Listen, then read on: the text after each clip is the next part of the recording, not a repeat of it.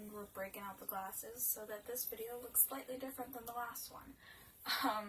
It is Wednesday, which means it's time for another Top 5 Wednesday. I really wanted to do last week's topic, and I kind of did. I have a kind of book-related Tumblr that I used to use before I did booktube-related videos and stuff, and I did Top 5 Wednesdays all the time on there back in the day, and I did one there instead because I didn't have time to film a video.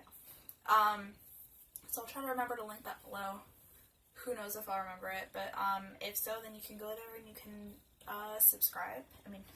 follow, because then, you know, whenever I decide to do post or things related to that, you will be able to find them on there.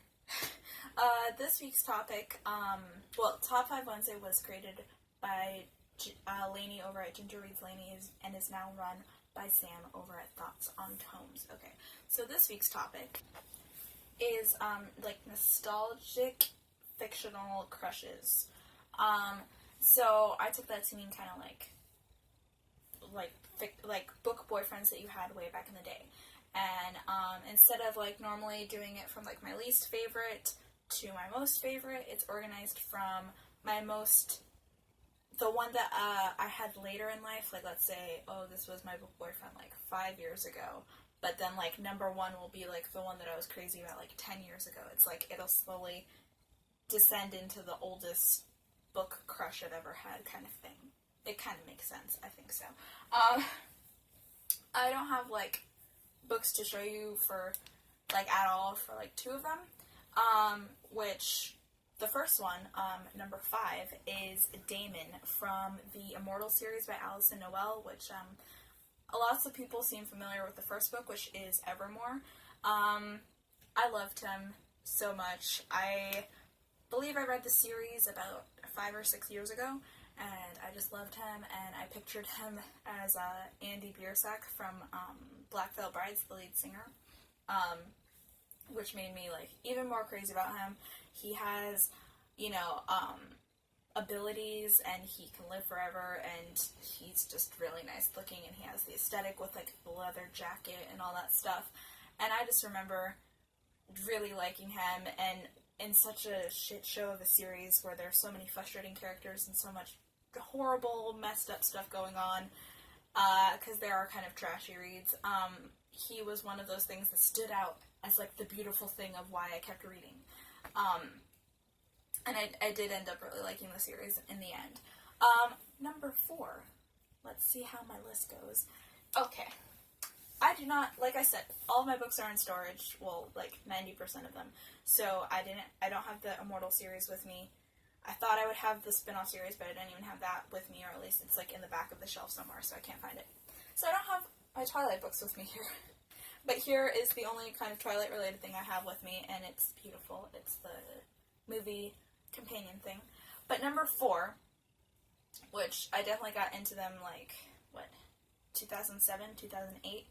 I read the first book right before the first movie came out, and then I read the entire other 3 after watching the first movie, which was around 2008, so about 9, almost 10 years ago. I got into the Twilight series, and I'm not going to say Edward. I loved Edward for Bella, and I loved him as a character, but I was not one of those people that obsessed over him. I really liked Jacob. Jacob was like my jam. I love werewolves. He was just one of my favorite parts of the series. I was like, one of my favorite books of the series is New Moon because of like the vast amount of Jacob in it, and that's why my sister hated it, because she was like, she skimmed the ending before she even finished the book to see when exactly Edward would come back, because she was just sick of seeing all of the Jacobness in it. But me, I had no problem with it. I had a jacket that I believe I still have in storage, and I really want to like break out for the winter season, that was like brown, and it was reversible, and on the back, on one side it said Team Jacob, and then when you flipped it inside out, the back had a picture of Taylor Lautner's face on it. So yes, I always loved him, and that one is a bit older, but not the oldest crush that goes back, you know, for me. Then number 3, and a little sneak peek into my November book haul, because I finally have the first one in hardcover. Oh my god, it's so gorgeous. Number 3 is Jace Wayland, or Jace Herondale, Lightwood, Morgenstern, whatever. But from the Mortal Instrument series by Cassandra Clare. There's like almost never going to be a video of mine that isn't talking about a Cassandra Clare book. And about 10 years or so, like 9 or 10 years ago is when I first picked up this book. And over time, I have learned to appreciate other male characters in the series more, such as Magnus. I think that he's probably the most, like, my favorite male character in the series now. And, like, Simon, I can see the appeal of, like, realistically dating somebody like Simon and stuff. But back in the day, Jace was my thing. Like, you know, because he fits into that stereotypical, YA guy that everyone's supposed to swoon over, that's really full of himself and cocky and wears, like, black and leather and, like, has, like the swoopy hair and all that stuff. And obviously you're supposed to kind of focus more on the main love interest because, like, the main person is idealizing them in their eyes, so you kind of start doing the same when you're, like, going around in their head and stuff. So, really, yeah, that's it. Like, these were just characters that, like, I obsessed over back in the day, and that I still do, but some not as much as time has gone on. Like, as I said, like, with Jace, I have realized that there's better characters, but I still love him. With Damon, I haven't read The Immortals in a long time, and even though I've been really enjoying the Riley Bloom series, he's not in those. It's just, like, one other character from there, and it's, like, a side series. And then Jacob, I recently reread New Moon, so that one is kind of still alive right now. Then number 2 that we have, I believe, is, yes, I don't have a book here at all, any of my Sonia Sone's books. I was looking for at least one that wasn't the book I'm talking about, but at least something that I could have as, like, a visual aid, but, I couldn't find it. But, from the What My Mother Doesn't Know duology, that not a lot of people know about, it's so underrated. Robin Murphy, or as a lot of people call him in the first book, just Murphy, he was one of the first book boyfriends, probably the second ever in my life. Like, the second guy that I was like, wow, I have a crush on a fictional character that you can't necessarily even know how they look like, except based off their description. And I loved him so much because I related to him a lot, and I kind of, like, reached towards him because nobody talked to him, everyone didn't like him in school, he was picked on to the point where they used his name as an insult and stuff, and I was just like, I feel so alone in the world and all that angst and stuff because I was very depressed earlier in my life. I wanted to kind of help him feel better and stuff at the time, and, like, I felt like if I had somebody like that in my life that experienced those same emotions that I did all the time, that it would kind of heal one another kind of thing. But that, I read those books when I was,